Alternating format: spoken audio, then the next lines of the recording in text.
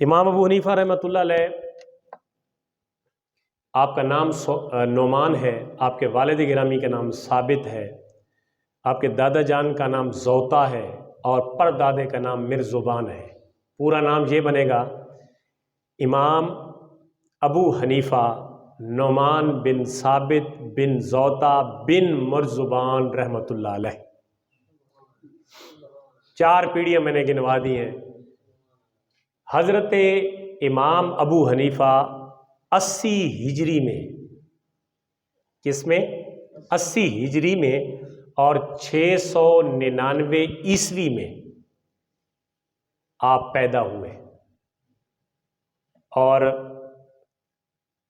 یہ 699 عیسوی جو اب 2024 چل رہا ہے اس حساب سے 699 عیسوی تھا، اور ہجری سال کے مطابق، ہجری کیلنڈر کے مطابق 80 ہجری تھی جب آپ پیدا ہوئے۔ کوفہ کے شہر میں آپ کی ولادت ہوئی، اور کوفہ اس وقت بہت بڑا علم حدیث، علم فقہ اور دینی علوم کا مرکز بن چکا تھا۔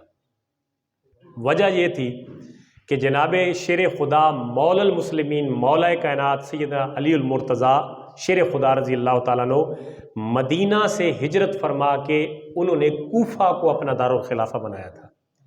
سو حضرت علی، آپ کا علم اور پھر آپ کا خاندان کوفہ میں ہی رہا، تو اس نسبت سے کوفہ کے در و دیوار علم کی روشنیوں سے چمک اٹھے۔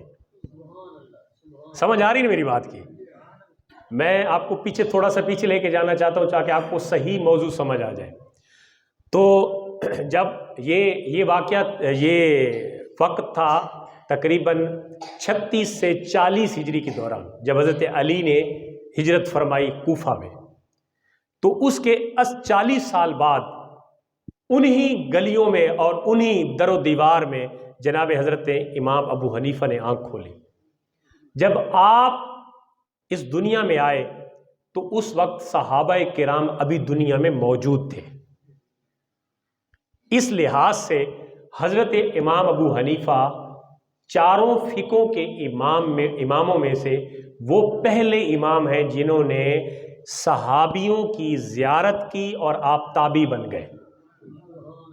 حضرت امام جو، یعنی صحابی وہ ہوتا ہے جو حضور صلی اللہ علیہ وسلم کو ایمان کی نظر سے دیکھ لے، ورنہ تو ابو جہل نے بھی دیکھا تھا، ابو لہب نے بھی دیکھا تھا۔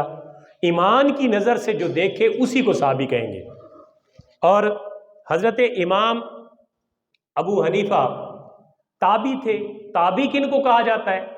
وہ شخص جو ایمان کی حالت میں کسی صحابی کی زیارت کر لے، یعنی ان لوگوں کی زیارت کرے جنہوں نے خود اپنی آنکھوں سے رسول اللہ صلی اللہ علیہ وسلم کی زیارت فرمائی ہے۔ تو اس لحاظ سے حضرت امام ابو حنیفہ تابعی تھے، کیونکہ آخری صحابی کے بارے میں قول آتا ہے، جو آخری صحابی اس دنیا سے وصال جس نے فرمایا اس وقت 120 ہجری ہو چکے تھے، یعنی حضرت امام ابو حنیفہ 40 سال کے ہو چکے تھے جب آخری صحابی اس دنیا سے انہوں نے پردہ فرمایا۔ تو اس لحاظ سے حضرت امام ابو حنیفہ رحمۃ اللہ علیہ تابعی ہیں۔ ایک اور آپ کو بہت بڑی فضیلت حاصل ہے، لوگوں کو یہ پتہ نہیں ہے۔ خاندان اہل بیت حضرت سیدنا امام حسین رضی اللہ تعالیٰ عنہ کے بعد حضرت زین العابدین سے آگے چلا۔ واحد ہستی بچے تھے مردوں میں حضرت امام زین العابدین میدان کربلا میں، اور پھر امام زین العابدین کے بیٹے حضرت امام محمد باقر وہ پیدا ہوئے، اور حضرت امام محمد باقر کے بیٹے حضرت امام جعفر الصادق پیدا ہوئے۔ تو نبی پاک صلی اللہ علیہ وسلم کا خاندان اس طریقے سے آگے چلتا رہا۔ میں ایک چلاؤں گا انشاءاللہ، ائمہ اہل بیت، ائمہ اہل سنت ہے، وہ میں انشاءاللہ بعد میں سیریز چلاؤں گا، آپ کو بتاؤں گا۔ تو چونکہ یہ حضرت امام باقر، امام زین العابدین کا بھی کچھ زندگی کا عرصہ، اور حضرت امام باقر اور حضرت امام جعفر صادق ان کا عرصہ کوفے میں گزرا، اور حضرت امام ابو حنیفہ رحمۃ اللہ علیہ نے علم حاصل کیا جہاں دوسرے استادوں سے علم حاصل کیا، وہاں حضرت امام جعفر صادق سے بھی پڑھا اور وہاں حضرت امام محمد باقر سے بھی پڑھا، یعنی اہل بیت کے شاگرد ہیں حضرت امام ابو حنیفہ۔ اہل بیت کے کیا ہے؟ شاگرد ہے۔ حضرت امام جعفر صادق سے بھی انہوں نے سبق پڑھا اور حضرت امام محمد باقر سے بھی سبق پڑھا، اور یہ کون ہے؟ یہ حضرت امام حسین کے پوتے اور پڑ پوتے ہیں۔ یہ علم کا گھرانہ ہے نا۔ حضور نے فرمایا آنا مدینۃ العلم وعلی بابھا، میں علم کا شہر ہوں اور علی اس کا دروازہ ہے۔